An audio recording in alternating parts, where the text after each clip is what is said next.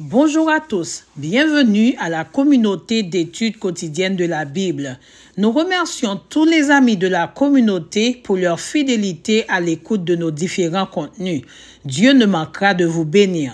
N'oublions pas notre slogan « Vivangéliser pour mieux évangéliser ». Ce lundi 15 avril 2024, nous continuons d'étudier la 3e leçon de notre guide d'études quotidiennes de la Bible qui a pour titre « La lumière brille dans les ténèbres ». Verset à mémoriser. Jésus leur dit, « La lumière est encore pour un peu de temps au milieu de vous. Marchez pendant que vous avez la lumière, afin que les ténèbres ne vous surprennent point. Celui qui marche dans les ténèbres ne sait où il va. » Jean 12, verset 35. Prions le Seigneur.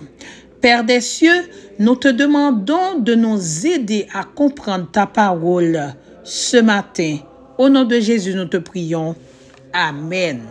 La partie de la leçon d'aujourd'hui est intitulée « Des loups cruels ». Nous avons étudié ensemble hier, chers amis, la stratégie subtile de Satan pour détourner le peuple de Dieu de sa lumière, qui n'est autre que le compromis. Pour éviter cette déroute, nous devons rester constamment à l'étude pour que nous puissions identifier les paroles mensongères de Satan. Analysons ensemble aujourd'hui Acte 20, versets 27 à 32, pour découvrir les avertissements spécifiques que l'apôtre Paul avait adressés aux dirigeants de l'église d'Éphèse concernant l'apostasie à venir. Ensuite, nous jetterons un coup d'œil dans 2 Thessaloniciens 2, versets 7 à 12, pour voir avec Paul la description et les caractéristiques de l'apostasie. Chers amis, les avertissements de Paul avaient pour but de préparer l'Église pour qu'elle puisse faire face aux défis qui s'en venaient. Par conséquent, Paul avait formulé les 2 plus grandes préoccupations suivantes. Lisons, chers amis, son premier avertissement dans Acte 20, verset 29. « Je sais qu'après mon départ, des loups cruels s'introduiront parmi vous, et ils n'épargneront pas le troupeau. » Comme nous l'avons vu dans la leçon de la semaine dernière, les chrétiens étaient persécutés. Certains d'entre eux étaient tués parce qu'ils refusaient catégoriquement de servir les divinités romaines pour adorer l'empereur. Ce qui est le plus remarquable dans l'avertissement, c'est que cette persécution féroce intégrait l'Église.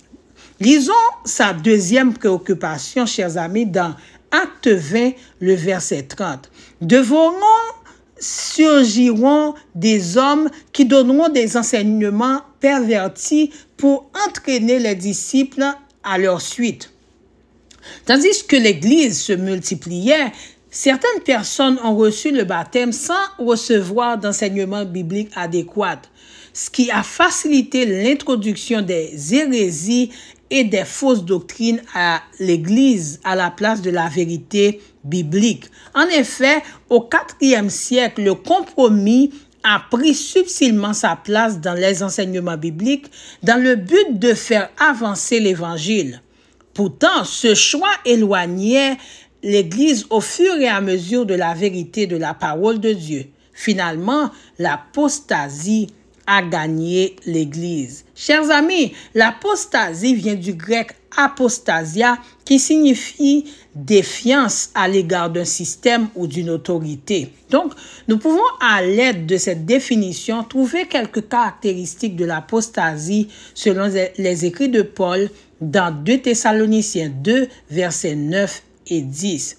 La venue de cet impie se fera par la puissance de Satan avec toutes sortes de miracles, de signes et de prodiges mensongers et avec toutes les séductions de l'injustice pour ceux qui périssent parce qu'ils n'ont pas accueilli l'amour de la vérité pour être sauvés. Chers amis, depuis l'époque de Paul, l'Église commençait progressivement à s'éloigner de la vérité. Pour assurer le confort des païens, l'Église se conformait à certaines de leurs pratiques. Au final, ils ont introduit les idoles à l'Église en les appelant des saints au mépris du deuxième commandement parce que c'était une pratique de toutes les religions de l'époque d'avoir des idoles. Le point culminant était le changement du jour d'adoration. Le jour de repos consacré par Dieu depuis la Genèse, le 7e jour de la semaine, a été remplacé par le jour du culte en l'honneur du Dieu du soleil, le premier jour. Tout compte fait, chers amis, les prédictions de Paul ont eu leur accomplissement à l'Église, malheureusement. Jusqu'à aujourd'hui, le peuple de Dieu continue dans ses démarches de compromission avec Satan. De manière personnelle, si vous faites des compromis avec Satan, vous n'êtes pas dans la vérité. Prions le Seigneur. Mon Dieu, préserve-nous aujourd'hui de l'apostasie qui sévisse dans tous les aspects de l'Église de notre temps, parce que nous voulons être comptés parmi les sauvés. Tourne ta face selon ta volonté vers le pays d'Haïti. Au nom de Jésus, nous te prions. Amen. Nous vous donnons rendez-vous. À demain. Au revoir.